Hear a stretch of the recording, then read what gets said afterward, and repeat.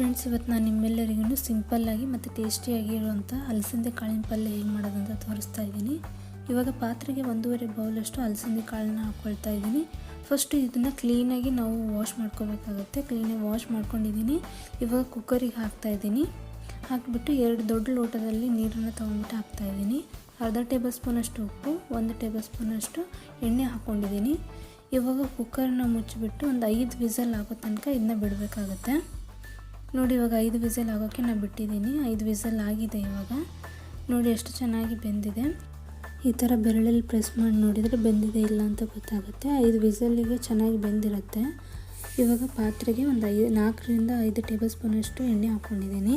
ಅರ್ಧ ಟೇಬಲ್ ಸ್ಪೂನಷ್ಟು ಸಾಸಿವೆ ಮತ್ತು ಅರ್ಧ ಟೇಬಲ್ ಸ್ಪೂನಷ್ಟು ಜೀರಿಗೆ ಹಾಕ್ಕೊಂಡಿದ್ದೀನಿ. ಸಾಸಿವೆ ಚಟಪಟ ಅನ್ನಗೆ ಇವಾಗ ಇದಕ್ಕೆ ನಾನು ಕರಿಬೇವಿನ ಸೊಪ್ಪು ಹಾಕ್ತಾಯಿದ್ದೀನಿ.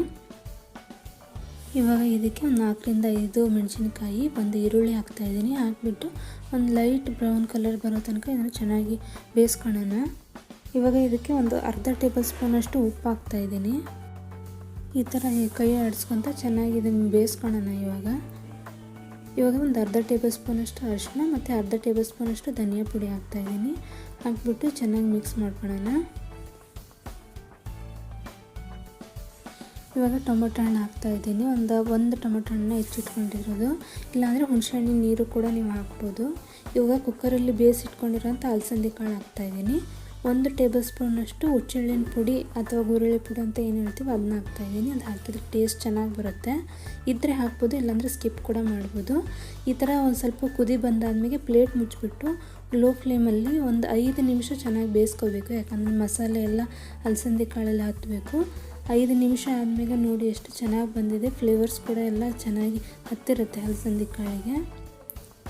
ಇವಾಗ ಇದಕ್ಕೆ ನಾನು ಕೊತ್ತಂಬರಿ ಸೊಪ್ಪನ್ನು ಹಾಕ್ತಾಯಿದ್ದೀನಿ. ಹಾಕಿಬಿಟ್ಟು ಇವಾಗ ಚೆನ್ನಾಗಿ ಮಿಕ್ಸ್ ಮಾಡ್ಕೊಳ್ಳೋಣ.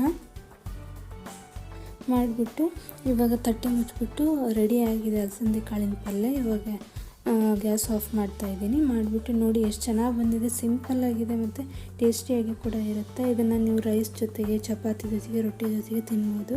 ಸೂಪರಾಗಿರುತ್ತೆ. ಒಂದ್ಸಲ ನೀವು ಕೂಡ ಟ್ರೈ ಮಾಡಿ. ವಿಡಿಯೋ ಇಷ್ಟ ಆದಲ್ಲಿ ಲೈಕ್ ಮಾಡಿ, ಶೇರ್ ಮಾಡಿ, ಕಮೆಂಟ್ ಮಾಡಿ, ಸಬ್ಸ್ಕ್ರೈಬ್ ಕೂಡ ಮಾಡಿ. ಧನ್ಯವಾದಗಳು.